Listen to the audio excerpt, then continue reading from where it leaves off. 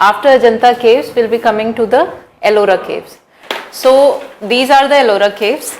Okay, and difference between Ajanta and Ellora caves is that there the slope was perpendicular, so there were no courtyards. Okay, but here there is the presence of courtyards because the slope is slant. Okay, first difference. And you will also see triple storied caves at Ellora. So Ellora caves are also in Aurangabad district, Maharashtra. Okay, around 100 kilometers from the Ajanta caves. So I told you these were mostly the individual effort, popular art thing, individual effort. So that means guilds of merchant. What is guild? Huh?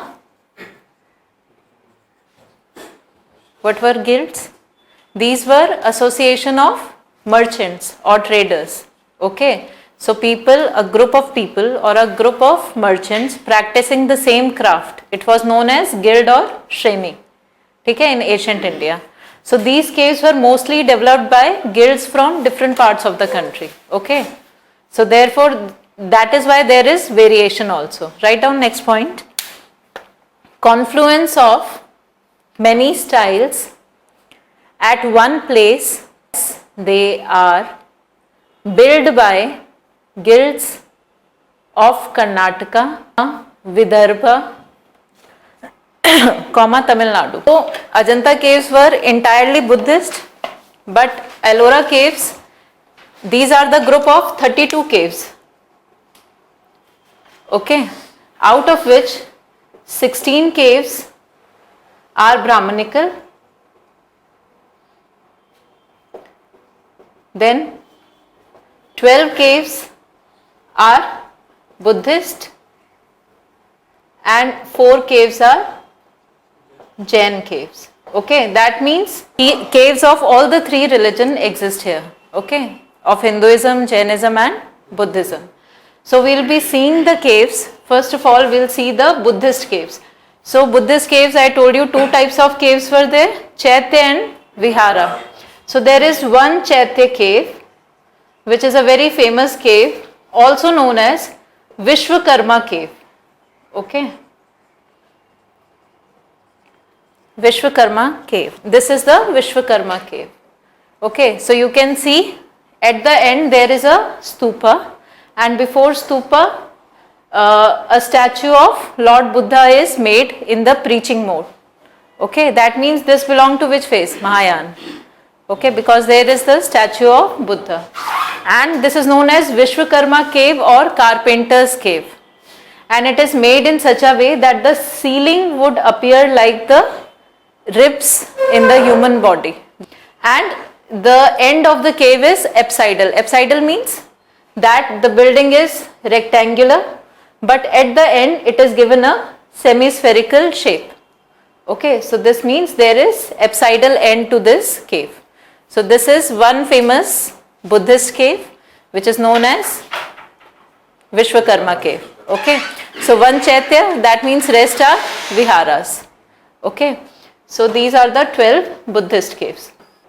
It is the most famous Buddhist cave at Ellora. The 12 caves have many images of Tara.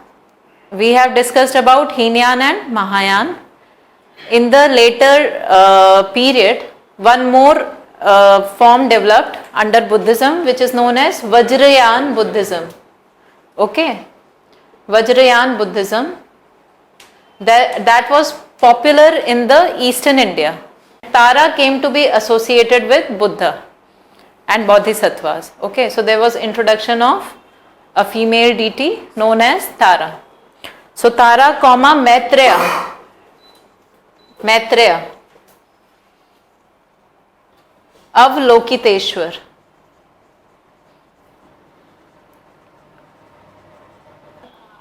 I think last to last year a question was asked that who is the future Buddha. Okay, so the answer is Maitreya. And Avlokiteshwar, we have seen Padmapani in Ajanta cave painting dekhi thi. So another name of Padmapani Bodhisattva is Avlokiteshwar. Coming on to the Brahmanical caves. Brahmanical caves. So 2-3 Brahmanical caves we will see out of the 16 caves. These caves are the important ones. First is the name given to one of the cave is Ravan Ki Khai. These are Brahmanical caves. So they have sculptures of Hindu gods. So Shiv, Vishnu, okay. So here in this cave also there are sculptures of Shiv and Vishnu. Then another important cave is, after this, is Dashavatar cave. So with which god you would associate this cave? Dashavatar, Vishnu. Different avatars of Vishnu are sculpted here. Okay, Dashavatar cave. Number 15, known as Das Avatar cave because it contains sculpted incarnations of Lord Vishnu. And the most important cave in the Ellora group is Kailash Nath temple. Okay, Kailash Nath temple. So as the name suggests, dedicated to which god? Kailash Nath? Shiv. Okay. And Kailash is? Kailash Parvat is the abode of Shiv. Okay. So it is carved in such a way so as to show the abode of Shiva. Okay. So Kailash Nath temple is the most important cave at Ellora. Okay. I told you it has been carved out of a single monolithic rock. Number 16, known as Kailash Nath temple. Known as Kailash Nath temple. It is dedicated to Lord Shiva and represents Shiva's celestial abode. Celestial abode, Kailash. This is the temple, okay, which has been carved out of a single rock, and you can see the base of the temple is standing on the images of elephant. This is the temple, and as I told you in the last class, the carving started from the top of the rock, okay, and they started from the top and then they sculpted they sculpted the entire temple. Okay, so that means huge amount of rock which was removed from the temple after the carving. It has to be, there was 1,000 tons of rock that has to be removed from the site also. Okay, so it represents the abode of Lord Shiva. So there is one Nandi shrine as well. Okay, and the temple is made in South Indian style, Dravida style, that you will study in after I think 1 or 2 classes. So there are different types of temples. Nagar style. Nagar style is what we see in the north. जो north में एक famous style है temple making का, that is known as Nagar style, और जो south में है that is known as Dravida style. So this temple is made in the Dravida style. Okay, so what is Dravida style? What are the different features? What is the difference between Nagar style and Dravida style? That we will study in the temple architecture. Okay, the rock has porosity, porosity that helped in excavation. It was built under Rashtrakuta king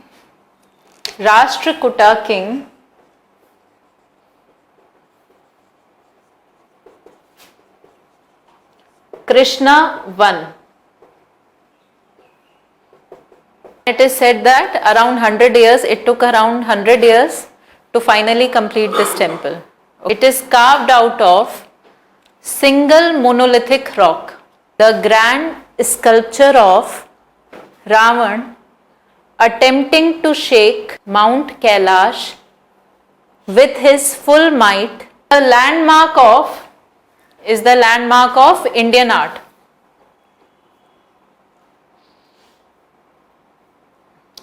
So this is a sculpture which is shown in the Ellora cave.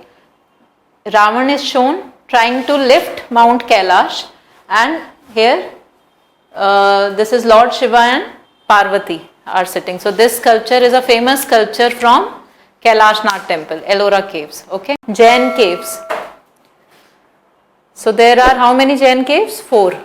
ठीक है. Right. 2 important Jain caves are Indra Sabha and Jagannath Sabha. These caves are known for detailed work in sculpture. Example, sculpture of Matang Yaksh. The sculpture of Matang Yaksh. He represents prosperity. There are other sculptures of Parshvanath. So he is one of the Jain Tirthankara. Gomateshwar, Lord Mahavir. So these are the sculptures of various Jain Tirthankaras. Okay. So this was basically in brief about the Brahmanical caves, Buddhist caves and the Jain caves at Ellora. Now in Ellora also there were some paintings, mural paintings.